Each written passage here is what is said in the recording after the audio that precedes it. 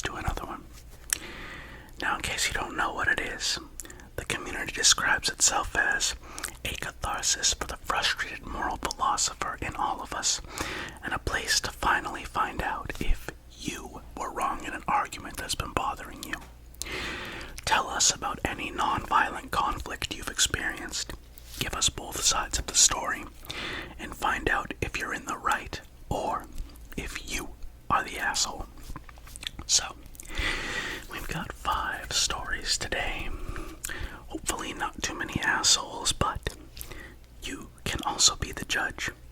We're going to go through them, and we're going to determine if OP, that's the original poster for those who don't know, was the asshole or was not the asshole. In the comments, tell me what you think. Without further ado, let us begin.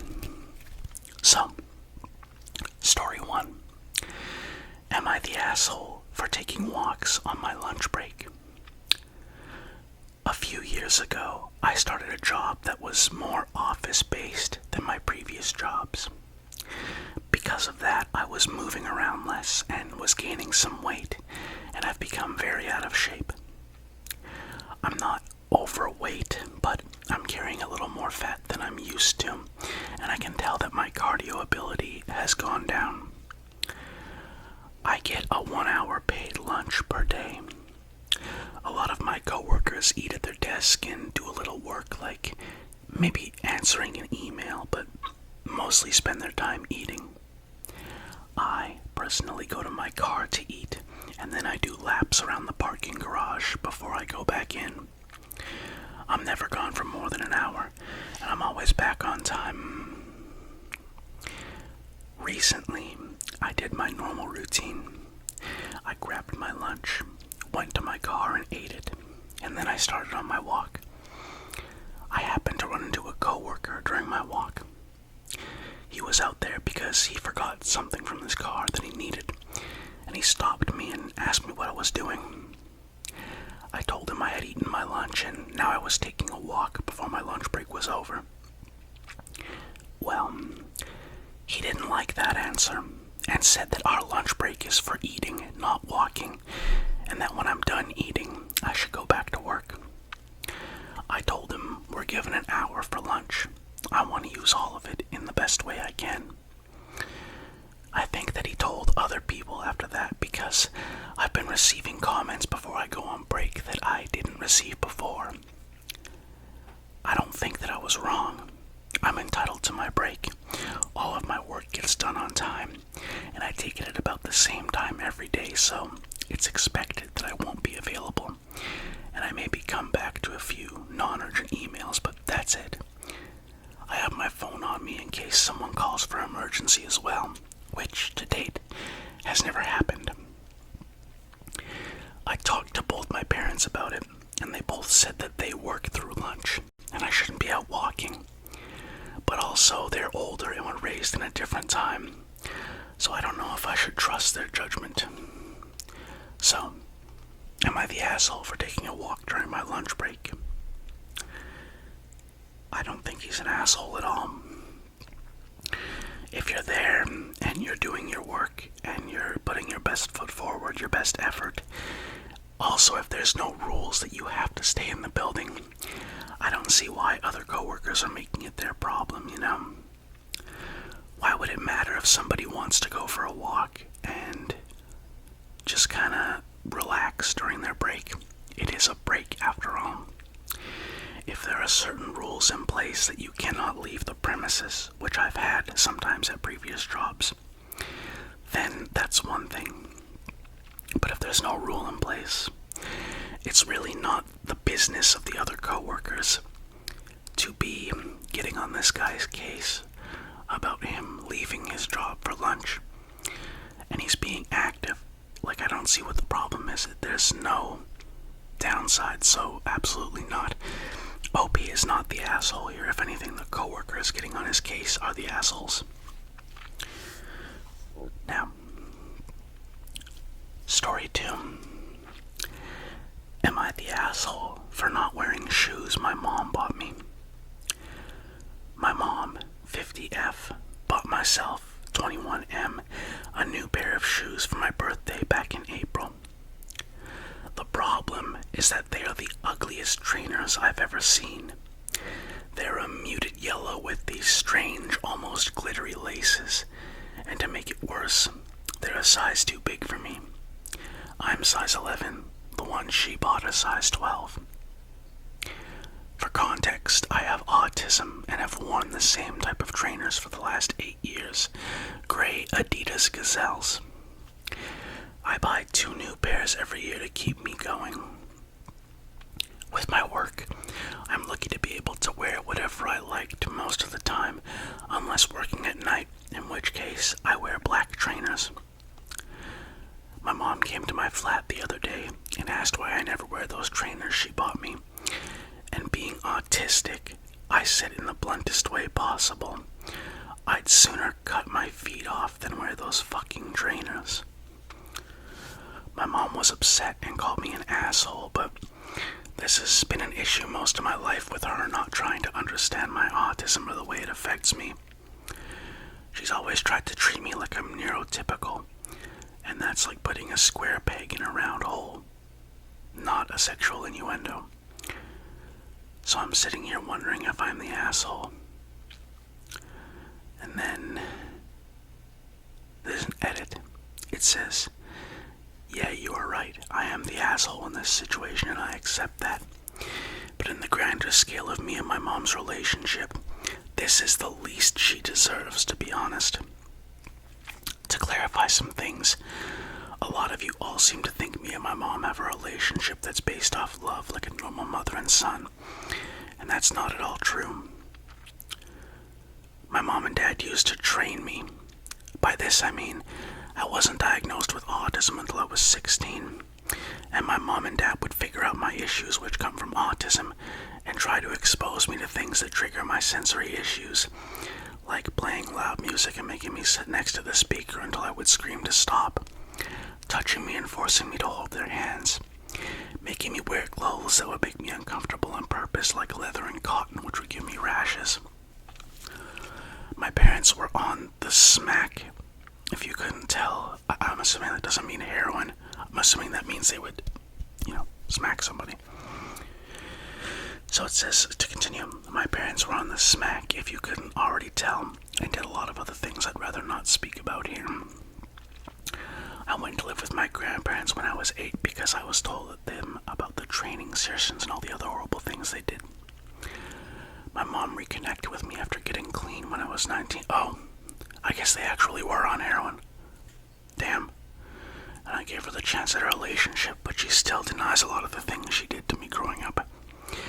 So yes, I was an asshole in this situation and how I presented it, but this isn't a story about a loving mother and her rude son. It's about a woman who abused me until I finally got away, and is still denying what she's done to me and my autism. So, all of this comes up from reading your guys' comments, and well, yes, I'm an asshole in the confines of this post, and I accept that completely.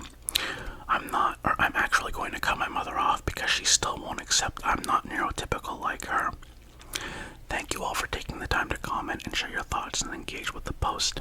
It's been really helpful and made me realize my mother has no place in my life. Have a good day, everyone. Okay, so in the original post, the community had ranked this person as an asshole. I would say everyone's kind of an asshole. The parents being on heroin is kind of disgusting. I think it's so stupid that you would do that. I think you're a weak excuse for a parent if you're someone who's going to be on heroin when you should be taking care of your kid, Like, that's vile. But I also think, I think they went too far in terms of trying to acclimate somebody with autism to certain things. But the thing is, for some people with autism, they have to, as they get older, learn to deal with situations that they don't want to be in, because yes, it is especially hard for them, but I think it's necessary for people with autism to gain the ability to be in situations they don't want to be in, because in the real world, it's not it doesn't operate in a way that is accommodating usually. Do you know what I mean? You'll find spaces where you can be accommodated if you're non-neurotypical, like if you have autism or some sort of other neurodivergence. But in this case, like let's say somebody would often have like anger issues when they left. If they had autism, they would have anger issues when they went outside or in an academic setting or a work setting. Those things need to be addressed. It could be with medication as well as like cognitive behavioral therapy. But I don't think in concept trying to help someone who has autism be able to navigate situations they don't like and build up a tolerance, I don't think that's necessarily a bad thing. Because the thing is, if you can help them get those skills they need in order to be able to survive, I guess for lack of a better term, out there, I think that that's probably helping them. But don't get me wrong, the way the parents did it in this story was wrong. That's not how you do it. The idea of helping somebody with autism to be able to acclimate and to be able to build up a tolerance, kind of like thickening their skin sort of to things that they don't like, in concept is a good way to help them to grow and to have more of a chance, you know? But yeah, I'd say the parents were the asshole, but also saying that to your mom is a bit asshole. Like when you said these trainers are fucking ugly, that's pretty douchey too. But I mean, then we have the info that their parents were like drug addicts, so you know, I'd say everyone's kind of the asshole here. Though what's best for the person is to cut their parents out of their life, I think. Because if someone has a kid and they're going to be on hard drugs, I've actually known people who became fentanyl addicts and just didn't care about the drug above their kids. I think you're kind of a scumbag in that situation. Do you get what I mean? There's no real winners in this story, but what can you do? Number 3. Am I the asshole for telling my dad, then you shouldn't have promised me, when talking about college? Long story short, in January I had to move out of my college dorm because a hold on my student accounts wouldn't let me sign up for classes. The only way to lift that hold was to pay what we owed to the school, which over the semester has accumulated to $14,000. I was devastated, to put it lightly, but when I moved back to my hometown, my dad said he'd promise I'd be back in August.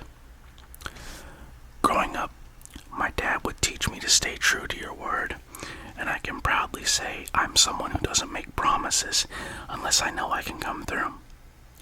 So because he said he promised, I held on with high hopes. Over the months, I would bring up payments, and he was always met with, "We'll talk about that later." The job market sucks right now, and I've tried applying to jobs left and right, but to no avail. What ended up with me was I had to work with my dad again. I've worked with him before. On top of providing for myself and lending him money when he needed, it was nearly impossible for me to save money. On Friday, we went to dinner like we usually do when he brought up college. He said I would have to transfer to a community college, and then we'll work to transfer back and save money to pay full tuition. Fuck this, I thought. He knew I got upset, and he understands it's not what I wanted to hear, but it'll work out. First, I said calmly, "Then why did you promise?" Then he kind of laughed and said, "It was just a saying." I repeated myself and said, "Then you shouldn't have promised me," now crying. "You shouldn't have said I'll try to work on it," or "You should have said I'll try to work on it," not "I promise." My dad got quiet after that and didn't look at me and didn't say anything else to me. When we got home, I walked into the bathroom and kept crying. When I walked out, his car was gone and so was he. I started spiraling a bit and called my best friend, still crying. It's now Monday. He's given me the cold shoulder all weekend, and to say I feel like shit is an understatement. This has been my green light to move out, because if I felt like these 6 months have been hell, I don't want to stick around to see it or my mental health get worse than it's been getting. I want to apologize and have a proper conversation about everything without him getting angry or offended. And before I get any comments about my mom and all this, she's just as bad right now in terms of promises. Should I try to talk to him? Is it even worth bringing up again? I have a plan and want to discuss it with my parents before moving forward, but I feel so lost. Am I the asshole? I don't know if I'd call OP the asshole, but they are ignorant. And the reason why I call them ignorant is because $14,000 per semester, is that what they're saying? I know schools where $14,000 will get you through the entire thing all the way to your degree. There's nothing wrong with going to community college. You don't have to be at some prestigious place or whatever in order to get a degree. Your goal is to be able to get a good job later on down the line. And I think it's kind of wrong for OP to be that angry and be like, oh, you promised me $14,000. Do they have any idea how hard it is to make $14,000 period, let alone like every semester or every year? Nah. They need to kind of learn that life is a lot harder than that, you know? So I don't know if I'd label OP as an asshole, but I'd say they're definitely ignorant to like how the world works and how hard it is to make money out there. Now, story number 4. Am I the asshole for growing up rich but choosing a low-income career path? I come from a well-off single-parent family in a third-world country where the parent in question works in a public office. We aren't extremely wealthy, but are relatively rich in that I never had to worry about not being able to eat. We could afford having a live-in maid, which is common in our country among middle to upper classes, and my sibling and I share a car. I didn't have to work through college. My parent came from poverty, living in a very rural part of the country, and had to cross a river to get to school and walk 10 kilometers. When I say poor, I mean that kind of poor. And my oldest sibling, who is 9 years older, had to live through the worst of it before I was born. I currently work 2 jobs in 2 different environmental nonprofits. My other sibling works in the academy, and the oldest, who helps to pay for our properties, works in contracting. The thing is, my parent and my oldest sibling are investing way too much into our properties, renovating and extending our house, etc. In so much that I know I genuinely will not be able to help pay for them in the future. We took a loan out on the house and have other loans on our cars. I love what I do, but I don't earn anywhere near enough to compare myself to my sibling and parent. And I know I probably will have to work decades to earn an income as high as them. I think it's worth noting that I just graduated 3 months ago and feel incredibly lucky to be working so early. My sibling and I just recently fought about me choosing to work in nonprofits instead of higher paying jobs. They say I'm wasting my expensive college education. It's considered to be one of the most expensive colleges here. And I'm being selfish by not aspiring for more so I can help pay for the lifestyle we have now. They say I don't understand the value of how we live now because I never had to go through the alternative. This is true, but I also genuinely feel happy living below what I grew up with and don't aspire to be rich by any means. I don't pay for rent, but I handle all my personal expenses and constantly offer to help with house payments, but my parent won't let me, which my oldest sibling hates. I told my sibling I'd prefer to live on my own rather than live in the house and help pay off all our loans and very high expenses for the rest of my life. And I was told I was being selfish. Am I the asshole? No. OP is not the asshole there. They should be allowed to live however they want to. It's not their job to pay for some house that their family owns. You know, I don't even think there's an argument to be had there. They're not an asshole at all. They're their own person and can live their own life. If they wish to live below their means, that's fine. That just means they'll have more money, right? Because they'll probably save it more as well. Story 5. Am I the asshole for being mad my boyfriend won't make noodles the way I like? Okay, this sounds dumb, but hear me out. I've always been a picky eater, especially when it comes to tomatoes. Ever since I was a kid, my dad would make my spaghetti different from the rest of the house. I like having an essence of the sauce flavor on the noodles, but not the overpowering flavor having noodles bathed in sauce creates.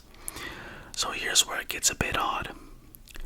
My dad would separate my spaghetti from the family's after putting the sauce on, and then would rinse the sauce off with a sink and strainer. I love noodles like this as it's a nice subtle tomato vibe given to the mild spaghetti. My 20 boyfriend, 26, has known about this since we first started dating. He always told me my food habits were cute. We've been dating for almost 3 years now and moved in together at the beginning of the pandemic, so we could be in lockdown together. Ever since we moved in together, he insisted on taking charge of cooking and all cooking-related tasks, dishes, grocery shopping, etc., and he assigned me to the role of cleaning the bulk of the apartment. We split other tasks pretty much 50-50 too. Everything was perfect, and he always seemed to be making noodles the way I liked them when we had them. This was until last week when we had last spaghetti. We ate and everything was good, but afterwards he started teasing me, saying things like, "You really like your pasta with an essence of tomato," and "How was your tomato essence, babe?" Always using finger quotes around the word essence. After a few comments, I felt something was off and asked him if he'd done anything differently with tonight's noodles than he usually does, and he started laughing. When he finally stopped laughing, he told me the whole truth while smirking. He said, "I didn't do anything different than I usually do. I've never been making it the way you requested." Apparently the entire time we've been living together, he's just been skipping the pasta sauce on my noodles entirely. He claimed that I didn't notice this for this long, and that it shouldn't even matter then, because he's making dinner in a way that's easier for him. I disagree entirely. I think the lying was a huge breach of trust, and so was the refusal to make dinner how I wanted. I've been acting passive-aggressively to him since, but he thinks he did nothing wrong, that I'm overreacting, and that I need to let it go. Am I the asshole? Edit. My boyfriend found the post and is not happy. I'm debating pouring the sauce directly down the drain despite him. Edit 2. So, a lot has happened since this morning. Y'all may be happy to hear we broke up. We had a huge blow-up fight since he found this post, which led to me breaking up with him. He did not like being called a predator, and I started to think y'all had a point about that, so I ended up breaking up with him. He attempted to plead with me a bit, but my parents pay our rent, so he can't afford the place without me, but I wouldn't budge. Now, some things I found out in the argument. First, he's not a pharmacist like he always told me. He just works at CVS. Second, he's actually cheated on me multiple times with other girls that go to my college. And lastly, worst of all, he's never actually been allergic to dogs and just doesn't like them. Okay, that's kind of a mess. So, let me put it in orders. The fact that he's allergic to dogs, well, he isn't allergic to dogs, but he just doesn't like them. I don't care about that. People are allowed to have their preferences, and if they don't want dogs, whatever. I like dogs. I can't be around cats. It is what it is, you know? People should be allowed that. I think, she'd know if he was a pharmacist. If he was a pharmacist, he'd be able to pay for their rent by himself, and then some. Okay? Pharmacists make crazy money. Like, I'm talking, you could afford that rent, and probably still enough to finance a new car. They make a lot of money, ridiculous money, but it makes sense, right? They're helping people out. Pharmacists are kind of like I don't know if they're technically called doctors, but I consider them doctors. adjacent. But, so I guess basically this dude just had like a regular retail job, getting minimum wage, and this lady, who I guess she was 20, so you don't know too much when you're 20, she thought this guy was a pharmacist making minimum wage. I think the worst aspect in terms of what he did wrong was that he was cheating with other girls. I can see how that's a deal breaker. And that's not an asshole thing to break up with a guy who is cheating on you. One other weird thing. Okay, how exactly is this guy a predator? What, for making pasta in a way that wasn't how she wanted? Or just because he said that he made the pasta one way and didn't? Are you telling me he's a pasta predator? What does that mean? How is he a predator? He's just kind of a dick, a little bit. Just for that, for the cheating, he's an asshole. So, I don't know. I think the woman here, the 20-year-old, was in some aspects overreacting, like about pasta. But in terms of the cheating, yeah, I can see why that you would break up with somebody, but like, she seems to have her priorities kind of weird. Like, why is pretending to be allergic to dogs the worst of all, and not lying about his job or cheating? You see what I mean? The priorities are very out of order here. Is Opie an asshole? I mean, in some aspects, yes. In some aspects, no. The boyfriend is an asshole.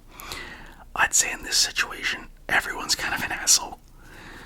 But yeah, I'll have more of these coming, and I hope that you enjoyed this and it helped you to just kind of kick back and relax a little bit. In the next videos, the stories are going to be even more wild, so I'm wishing you a good